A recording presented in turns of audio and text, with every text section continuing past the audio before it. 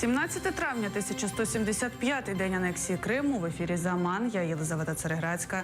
Доброго ранку. В Європарламенті сьогодні підпишуть безвіз для України. Після підписання законодавчий акт оприлюднять в офіційному журналі ЄС. Через 20 днів безвізовий режим набуде чинності. Перший президент України Леонід Кравчук переніс складну операцію на серці. Про це повідомляє Гордон.ua. Кравчука доставили в інститут серця в передінфарктному стані. Йому поставили 4 стента. Зараз він в палаті і почувається нормально, повідомляє джерело видання. Запалив вогник на шляху повернення. В Національному музеї історії сьогодні ввечері вшанують пам'ять жертв депортації кримських татар. Перед будівлею музею зі свічок буде викладена мапа Криму, батьківщини кримських татар, яка зараз знову для багатьох стала недосяжною мрією. Наша знімальна група теж буде там і покаже, як все це відбуватиметься. Алею Сакур відкриють сьогодні у Генічеську за участі військового аташе посольства Японії в Україні, капітана першого рангу морських сил самооборони Японії Акіхіро Хара. 10 дерев японської сакури висадили на початку алеї Казок 4 квітня цього року. Так в Генічеську відзначили 25-річчя дипломатичних відносин між Японією та Україною. Як прижились дерева, побачив наш журналіст Віктор Пономарьов. Вікторе, що там зараз відбувається? Я знаходжусь зараз у місті Генічеськ Херсонської області. Тут зараз триває підготовка до відкриття алеї Сакур на вулиці Проспект Миру. Позаду мене ви можете бачити саджанці дерев Сакур, які висадили близько 2 місяців тому. І сьогодні буде відкриття о 14:00 за участі військового аташе посольства Японії.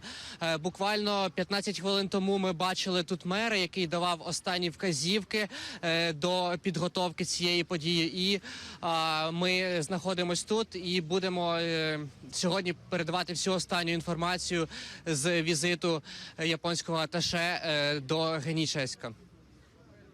Дякуємо, Вікторе. Власне, о 2-й годині відбудеться відкриття алеї. Про те, як це відбуватиметься, у вечірніх випусках «Заман» покажуть наші журналісти.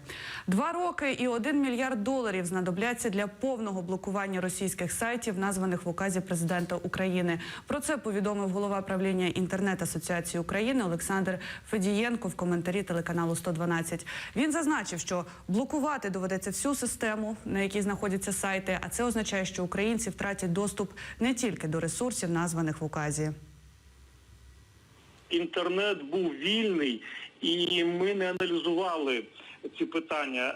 В зв'язку з тим, що у нас десь порушуються принципи цензури, ми повинні будемо проаналізувати ці питання і подивитися у подальшому, які ще ресурси перестануть бути доступні з української мережі інтернет через ці автономні системи. Крім цього, експерти вважають, що повністю заблокувати сайти буде неможливо. Є технології, які дозволяють обійти блокування. Так, сайт ВКонтакті вже почав розсилати інструкції, як це зробити.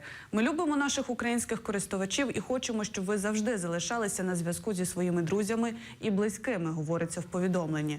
Посилання на інструкцію обходу додається. Одним цим кроком Петро Порошенко завдав страшного удару по свободі слова в Україні. Це неприпустиме порушення права українців на отримання інформації за їхнім вибором.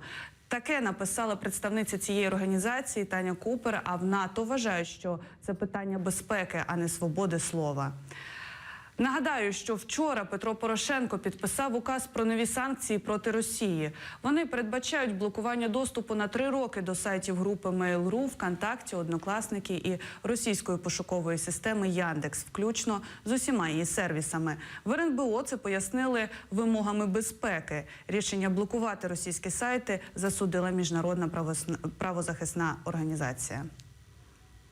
Хочу сказати, що реально Служба безпеки дослідила, що деякі з них використовуються для збору інформації, нелегального збору інформації, тобто фактично це кібершпигунство. З іншого боку, використовується цей контент для розповсюдження небезпечних вірусів, і потім відповідний час починаються за їх допомогою потужні кібернетичні атаки, такі як були наприкінці минулого року, такі як було буквально декілька днів тому.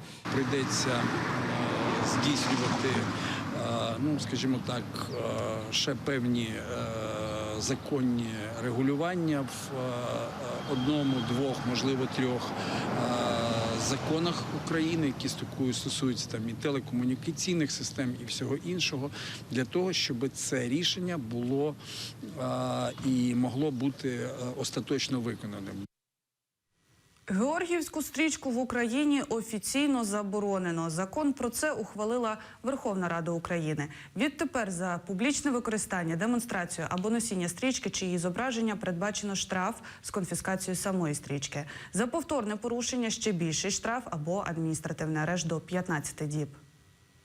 Передбачені виключення для ветеранів війни, які мають нагороди, які тримають в себе частину георгіївської стрічки. Маються виключення для музеїв і передбачені всі ті самі виключення, які є для закону про заборону націонал-соціалістичної та комуністичної символіки. Таким чином, цей закон буде протидіяти намаганням російської пропаганди розколювати українську націю, український народ. Ільмі Умерова запросили в прокуратуру окупантів. Зустріч призначена на 12-ту годину. Заступник голови Меджлісу припустив, що там з ним хочуть говорити про неприпустимість протиправних дій у День пам'яті жертв депортації кримсько-татарського народу. Так окупанти розцінюють бажання кримських татар покласти 18 травня квіти до заставного каменя в сквері навпроти залізничного вокзалу в Сімферополі. Про це заступник голови Меджлісу повідомив на своїй сторінці в Фейсбук. Кримчанина Олексія Гнездилова засудили до 18 років в'язниці і 3 мільйонів рублів моральної шкоди. Такий вирок 31-річному жителю Старого Криму виніс окупаційний Верховний суд Криму. Його визнано винним у жорстокому вбивстві Муміне Алієвої. У травні минулого року в Старому Криму вона спіймала попутку, щоб доїхати з роботи додому в село Тамгаджи, нині Ізюмінка. Водій її зґвалтував і вбив, а тіло закопав. По відеозаписах з камер спостереження одного з магазинів брати загиблої змогли впізнати машину головного підозрюваного. Смерть Муміне викликала величезний резонанс в Криму. На її похорон приїжджали сотні людей. На цю годину це все. Далі в ефірі програма «Бугунь». Наступний випуск новин дивіться за годину і залишайтеся з АТR.